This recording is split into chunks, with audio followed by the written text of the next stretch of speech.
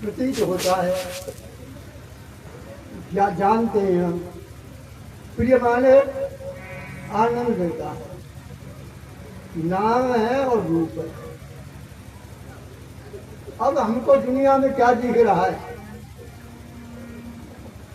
नाम और रूप।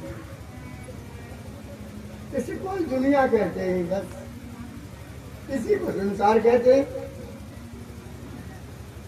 दिख रहा है, जो दिखने का विषय बन रहा है, और देख रहा है। एक दिखता है और एक देखता है। जैसे घड़ी है,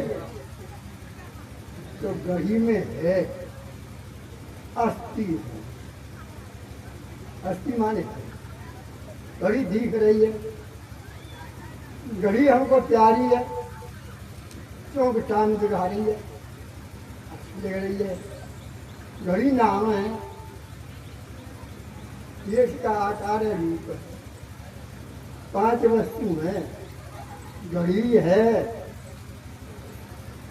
घड़ी दिख रही है,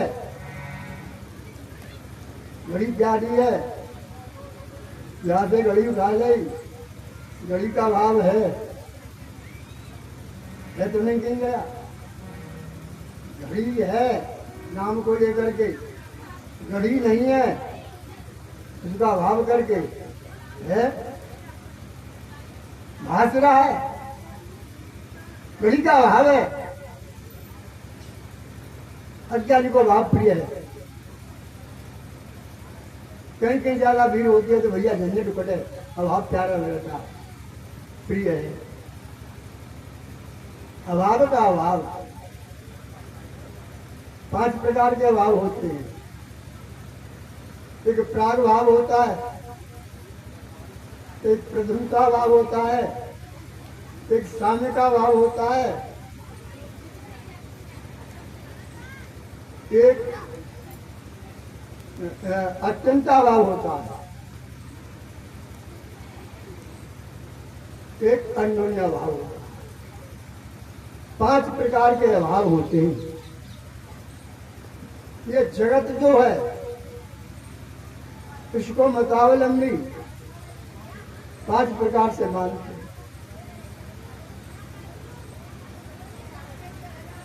देहात्मवादी कहते हैं जगत उत्पन्न होता है और मरता।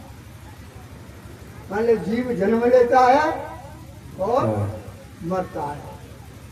4 बात इस बात को मानते हैं कि जीव जन्म भी लेता है और मरता है।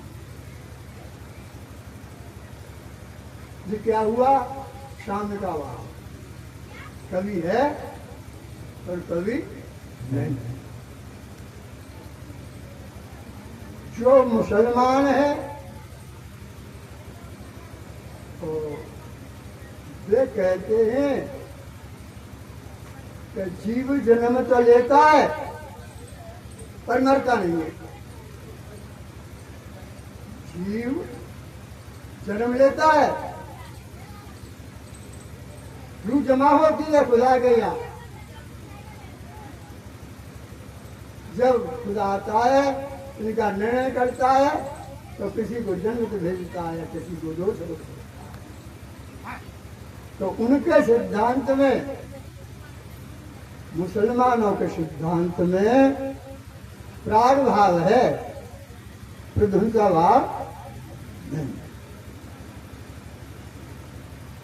ये शब्द साहित्य समझ में ना आ रहे हो, तो प्रकृत भाषा का प्राग भाव कहते हैं। जैसे घड़ा है, घड़ा, और घड़ा मिट्टी का रख लिया कुम्हार ने, लोला बना करके, तो तक उससे घड़ा कोई नहीं कहेगा। तो पहले घड़े का अभाव है मिट्टी में, और जब चाक में घुमा करके हाथ लगा के उसने घड़ा बना के लग लिया, वही मिट्टी से घड़ा कहने लगे। तो ऐसे को प्राग भाव कहते। प्राग माने पहले जिस वस्तु का अभाव था और वो प्रकट हुई भाव रूप में, तो अभाव से भाव की उत्पत्ति मानते। हेलो, तो भाई बिल्कुल मत करो, अभाव से भाव की उत्पत्ति मानते। अब एक मत ऐसा है, इसको कहते हैं प्रध्वंसा, प्रध्वंसा भाव। तो प्रध्वंसा भाव में उत्पत्ति तो होती है पर विनाश नहीं होता। प्रध्वंसा भाव में उत्पत्ति तो हुई, विनाश नहीं। इसी को मुसलमान मानते हैं प्रध्वंसा भाव। तो जैसे हम इस जगत को देखते, इस जगत में बर्ताव हो रहा। अभी महात्मा समझा रहे थे कि 3 गुणों से, सतोगुण, रजोगुण और तमोगुण।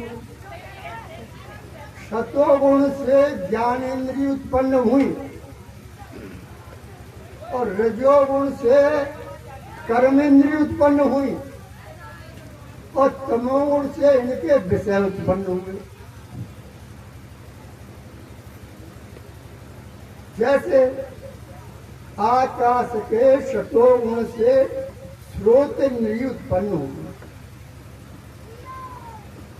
आकाश के रजोगुण से वाणी उत्पन्न हुई,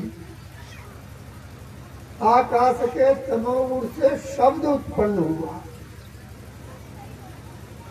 अब शब्द उत्पन्न हुआ, शब्द सुना किसने? श्रोत्र ने।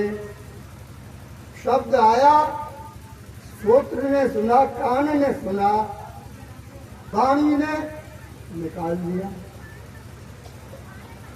कहां से आया? आकाश से। शब्द कहां से आया? आकाश से। कहां गया? श्रोत्र इंद्रिय में। कहां गया निकल के? वाणी के द्वारा आकाश में चला गया। गुणा गुणेषु वर्तन्ते।